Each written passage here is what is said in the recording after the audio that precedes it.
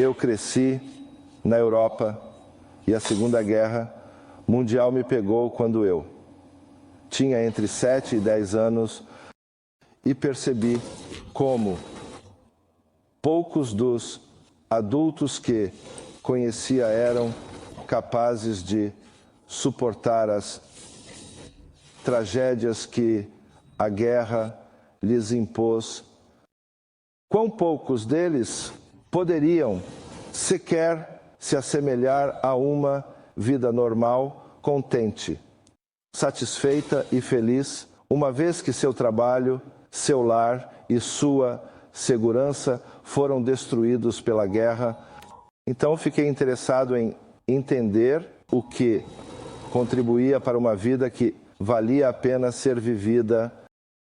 E eu tentei, quando criança e adolescente, ler filosofia e me envolver com arte e religião, além de muitas outras maneiras que eu poderia ver como uma possível resposta para essa pergunta. E finalmente acabei encontrando a psicologia por acaso. Na verdade, eu estava em uma estação de esqui na Suíça, sem dinheiro para realmente me divertir, porque a neve tinha derretido. E eu não tinha dinheiro para ir ao cinema, mas descobri, lendo os jornais, que haveria uma apresentação de alguém em um lugar que parecia estar no centro de Zurique e era sobre discos voadores que ele ia falar. E eu pensei, bem, já que não posso ir ao cinema, pelo menos vou, de graça, ouvir discos voadores. E o homem que falou naquela palestra da noite era muito interessante. E, na verdade, em vez de falar sobre homenzinhos verdes, ele falou sobre como a psique dos europeus havia sido traumatizada pela guerra e agora eles estão projetando discos voadores no céu como uma espécie de... Ele comentou sobre como os mandalas da antiga religião hindu eram projetados no céu como uma tentativa de recuperar algum senso de ordem após o caos da guerra. E isso me pareceu muito interessante. E eu comecei a ler seus livros após aquela palestra. E esse era Carl Jung, cujo nome ou trabalho eu não tinha ideia. Então eu vim para este país para estudar psicologia e comecei a tentar entender essas raízes da felicidade.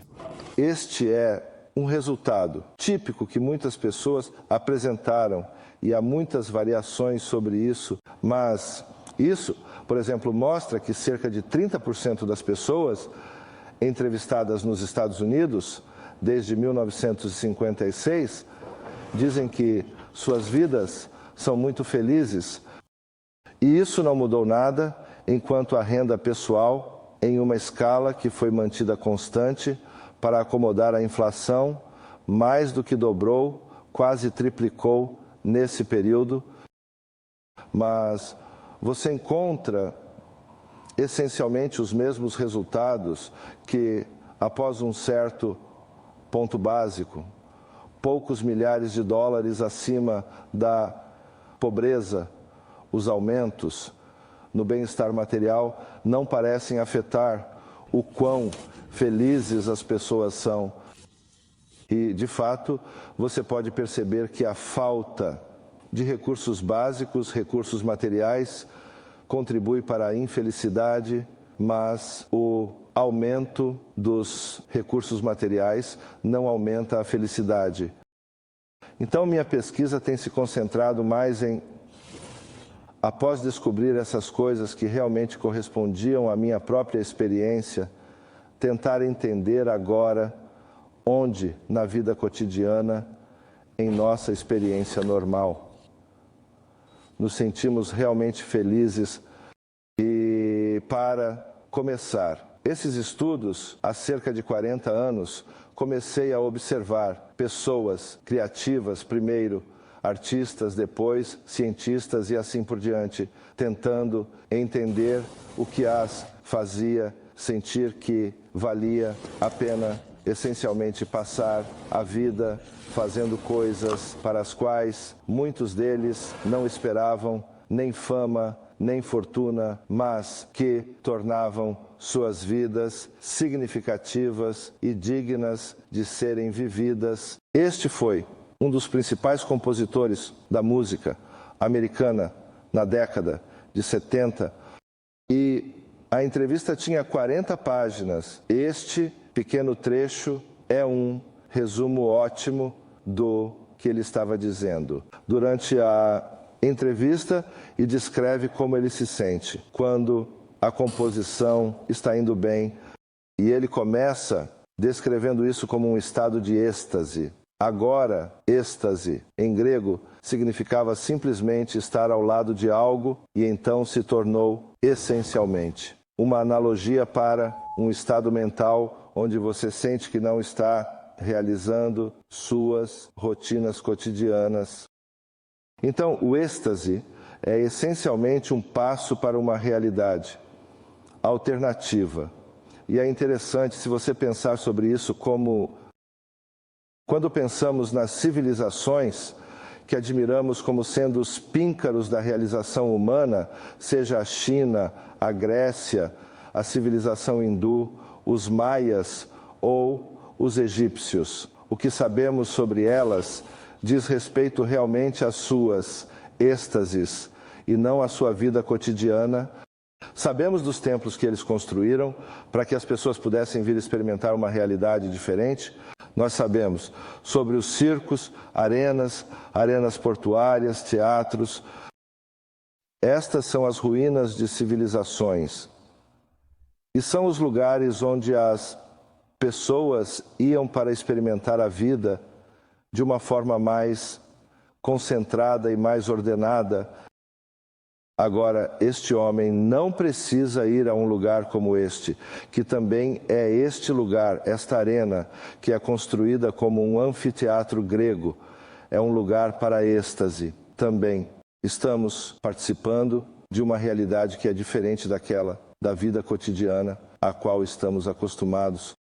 Mas este homem não precisa ir lá. Ele só precisa de um pedaço de papel, onde possa fazer pequenas marcas.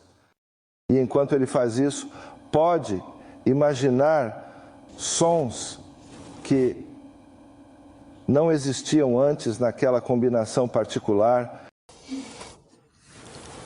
Uma vez que ele chega a esse ponto de começar a criar, como Jennifer fez em sua improvisação, uma nova realidade, que é um momento de êxtase. Ele entra nessa realidade diferente.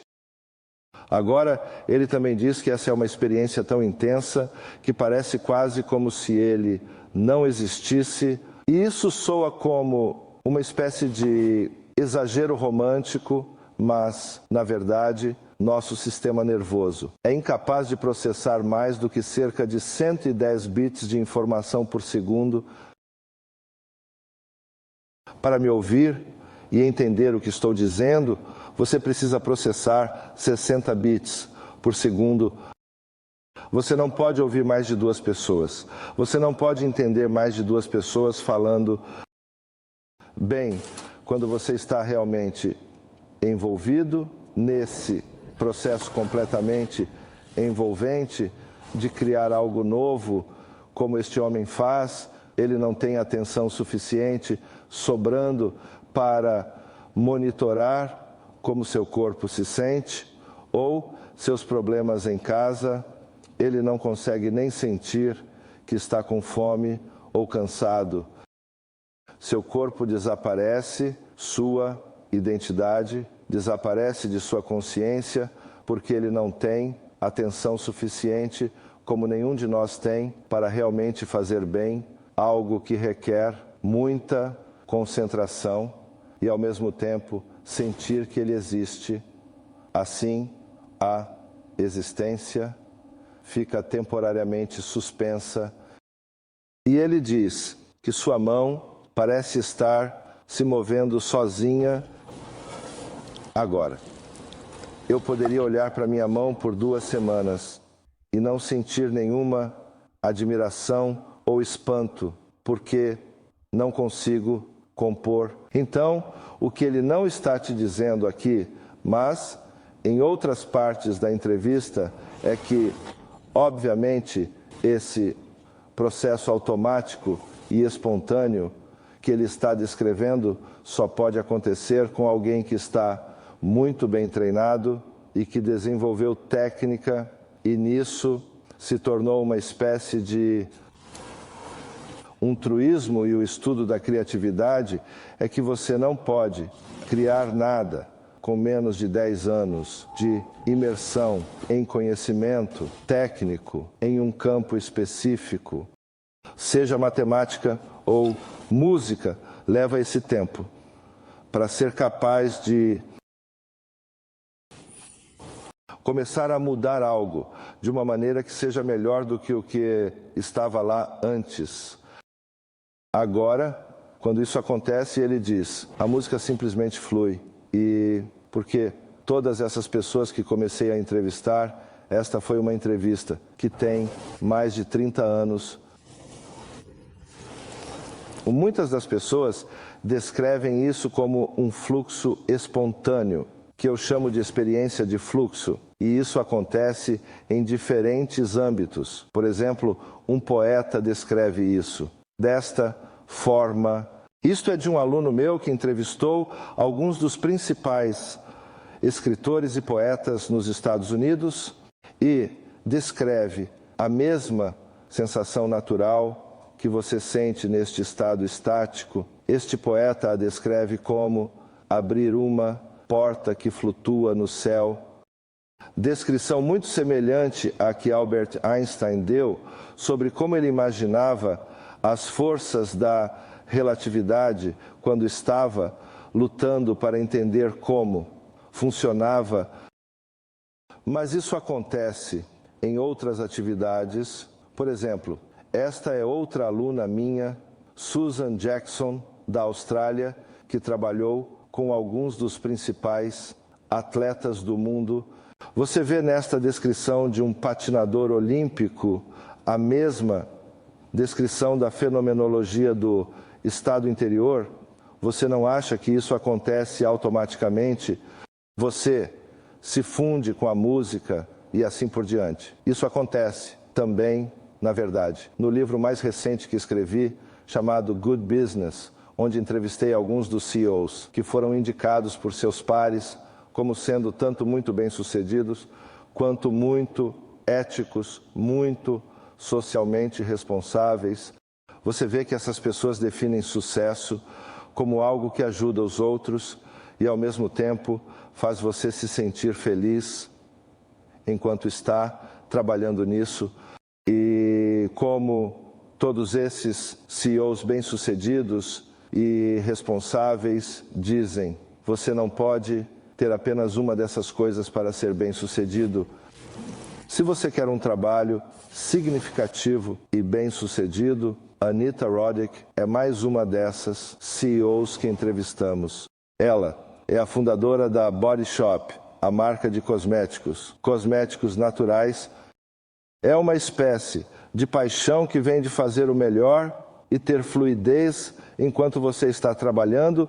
Esta é uma citação interessante de Azaru Ibuka, que naquela época estava começando a Sony sem dinheiro, sem um produto. Eles não tinham um produto, não tinham nada, mas tinham uma ideia. E a ideia que ele tinha era estabelecer um local de trabalho onde os engenheiros pudessem sentir a alegria da inovação tecnológica, estar cientes de sua missão para a sociedade e trabalhar à vontade.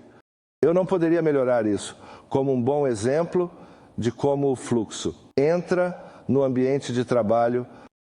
Agora, quando fazemos estudos, nós, junto com outros colegas ao redor do mundo, realizamos mais de 8.000 entrevistas com pessoas que vão desde monges dominicanos a freiras cegas, de alpinistas himalaianos a pastores navajos que apreciam seu trabalho.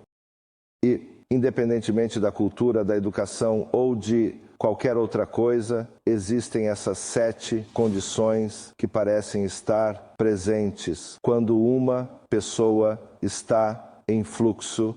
Há esse foco que fica intenso, leva a uma sensação de êxtase, uma sensação de clareza. Você sabe exatamente o que quer fazer de um momento para o outro. Você recebe feedback imediato. Você sabe que o que precisa fazer é possível, embora difícil. O sentido do tempo desaparece, você se esquece de si mesmo, você se sente parte de algo maior. E uma vez que essas condições estão presentes, o que você está fazendo se torna trabalho feito por si só. Em nossos estudos, representamos o cotidiano das pessoas neste esquema simples e podemos medir isso com muita precisão, na verdade, porque damos às pessoas pagers eletrônicos que tocam 10 vezes por dia e sempre que eles saem, você diz o que está fazendo, como se sente, onde está, sobre o que está pensando. E 2 coisas que medimos são a quantidade de desafio que as pessoas experimentam naquele momento e a quantidade de habilidades que elas sentem que têm naquele momento. Assim, para cada pessoa, podemos estabelecer uma média, que é o centro do diagrama. Esse é seu nível médio de desafio e habilidade, que será diferente do de qualquer outra pessoa, mas você tem um ponto de ajuste que estaria no meio. Se soubermos esse ponto de ajuste, podemos prever com precisão quando você estará em estado de fluxo e acontecerá quando seus desafios forem superiores à média. E você pode estar fazendo as coisas de maneira muito diferente das outras pessoas, mas para todos, aquele canal de fluxo, aquela área ali, será quando você estiver fazendo o que realmente gosta de fazer, tocar piano. Provavelmente esteja com seu melhor amigo. Talvez trabalhe, se o trabalho é o que proporciona fluxo para você. E então, as outras áreas se tornam menos positivas. A excitação é boa porque você está sobrecarregado lá.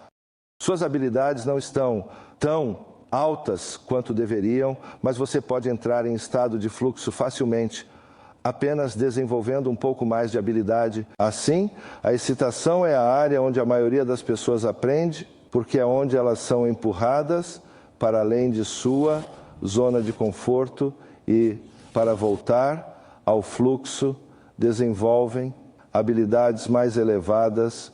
O controle também é um bom lugar para estar, porque lá você se sente confortável, mas não muito animado.